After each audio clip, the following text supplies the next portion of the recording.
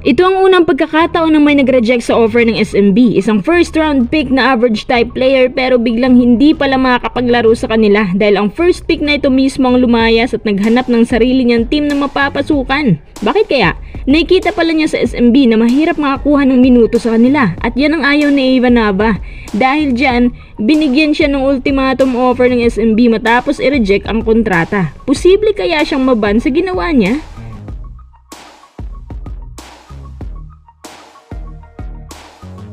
Bago tayo magpatuloy, kung nais susuportahan ang aking channel, just click subscribe and share. Una sa lahat, hindi ko maintindihan kung bakit si Ivan Nava ang pinili ng SMB. Tiningnan ko naman ang average points niya, nagkaka-average lamang ng 3.7 points sa KBL. Grabe, sobrang baba naman yan. Kaya pala pumasok sa PBA ito dahil agad nang binitaw ng Samsung Soul Knights. So bakit nga ba nila ito kinuha? Hindi ko alam. Ano ang pinag-ugatan ng isyong to? Last week, nagpa-practice pa raw ito sa kanila. Honestly, wala silang nakitang malaking potential sa kanya. Si Nava parang kabado, hindi solid yung performance niya. Mas lalong hindi siya consistent. After ng ilang araw na practices, biglang sinabi ni Nava sa kanila na kung pwede ba na maghanap na lang daw siya ng ibang team na mapapasukan. Ang hinala naman ng SMB manager, kampo ni Nava ang ayaw at hindi mismo ang player. Si Nava parang handa naman siya pero yung kampo niyang ayaw. Parang naliliitan siguro sa tender offer. Binabulaanan naman ito ng SMB. Sinubukan pa nga daw nilang magbigay ng 2-year deal pero ayaw pa rin. Nireject daw ito ni Nava at gusto maghanap ng iba. Oh, SMB na yan ha, pero hindi tumalab kay Nava. Mukhang sinabihan nga ito ng kampo niya na kakawawain lang siya sa SMB kasi marami na silang backcourts. Tapos puro may quality pa yan. Ibig sabihin, walang mapapala si Nava sa career niya kapag nanatili siya dyan.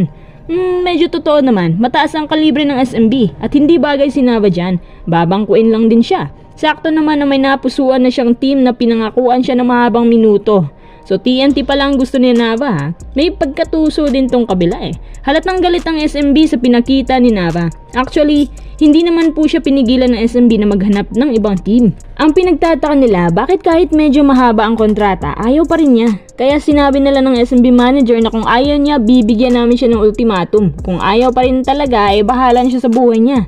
Actually, hindi na rin siya makakabalik sa SMB sa buong buhay niya dahil yan ang kasunduan kapag may ultimatum. Sa ngayon, binibigyan pa rin siya ng chance na bumalik sa kanila. Kung ayaw, wala nang pag-asa na makatungtong to sa SMB. Kung ako kay Nava, sana sinubukan muna niyang SMB bago siya lumipat ng ibang team. Total, isang excellent team naman ang napuntahan niya. Walang issue kung nanatili lang siya. Bakit kaya kailangan niyang magmadaling lumipat? Nakakapagtaka naman yata. Baka naman may libreng pabahay at lupa ang TNT kaya nagmadali ding lumipat. Hindi ko talaga maintindihan kung bakit biglang ang choosy niya agad sa team. Si Kaylan Chongson nga nasa Ross muna. Choosy ka kung Mikey Williams ka, medyo okay pa. Tsaka ang 6'2 guard na to, halos wala lang namang pinagkaibang potensyal sa ibang guards na to sa PBA. Ito ang unang pagkakataon talaga na may gustong umalis sa SMB. Pagkatapos na umalis ni Nava, biglang pinalitan naman agad ni Cristi Rosales. Mabuti pa nga siguro itong si Cristi Rosales. Masaambag pa, kumpara sa kanilang first pick. Pero anyway, decision naman yan ni Nava, kaya wala na silang magagawa at dapat respetuhin din. Pero syempre, hindi pa po siya free agent kaya natural, may karapatan na magalit ang SMB sa kanya at sa kanila pa rin ang rights ni Nava kahit na anong mangyayari. Kung si Nava babalik o hindi, maliwanag pa sa sikat ng araw ng future team nito, magkakaroon din ng mga ganitong problema sa hinaharap.